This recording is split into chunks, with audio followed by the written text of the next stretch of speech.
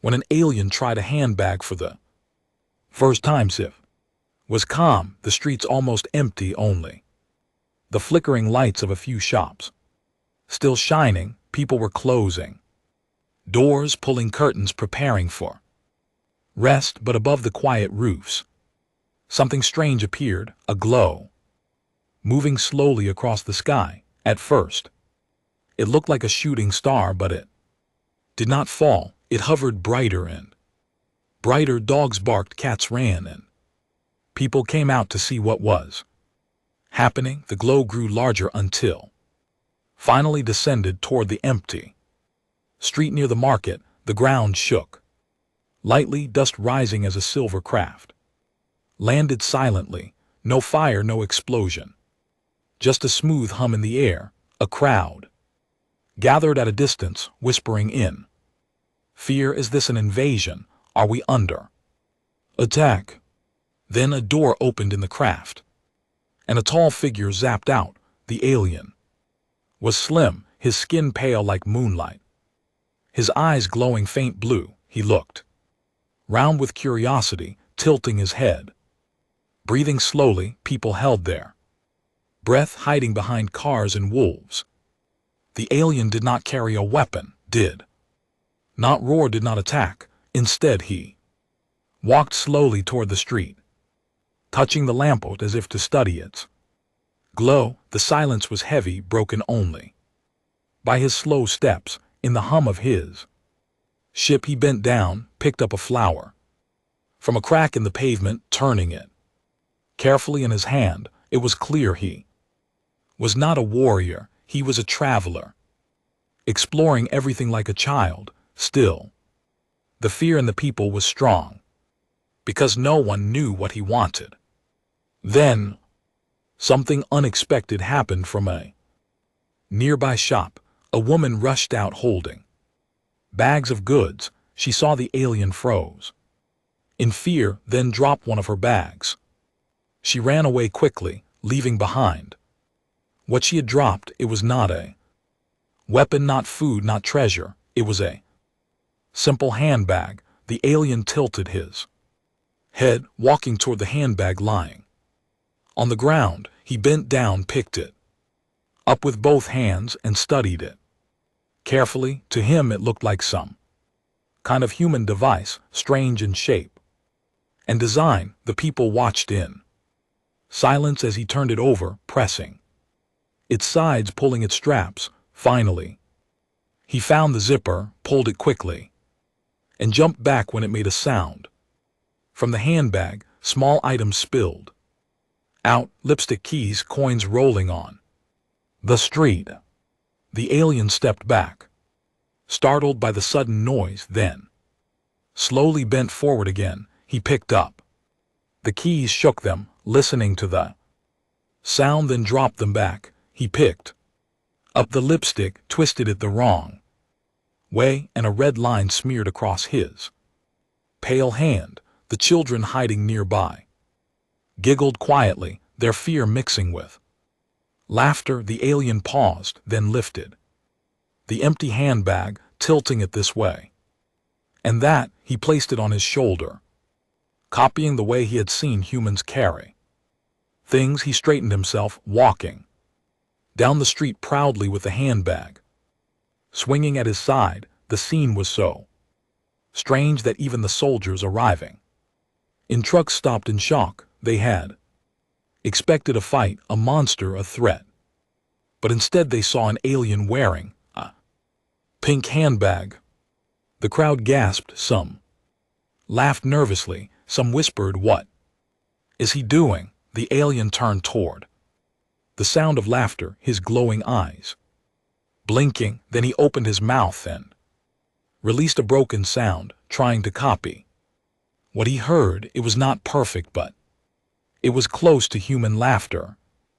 Clumsy, awkward attempt. The children giggled louder, covering their mouths, and the alien copied again, his strange laugh echoing. The scene changed from fear to something unbelievable. An alien from the stars had landed, but instead of war, instead of destruction, he had chosen to play with a handbag, as if it was the most important human object he had ever found. The people looked at each other, unsure whether to keep fearing or start laughing with him. And in that moment, history felt both serious and funny, because the first contact between human and alien was not a battle, it was a handbag. The soldiers, who had rushed in with rifles ready now, stood frozen. They had trained for invasion, for war, for monsters tearing through the streets, but what they saw was beyond their imagination. A tall alien walking calmly with a pink handbag on his shoulder. For a long moment no one spoke. The silence was heavy and awkward. Then a child's voice whispered loudly, "The alien is wearing a handbag." The people hiding behind cars burst into nervous laughter. The alien turned toward the sound, tilting his head, his glowing eyes blinking. He opened his mouth and copied the sound he heard. Strange broken laugh came out. Not quite human, but filled with effort.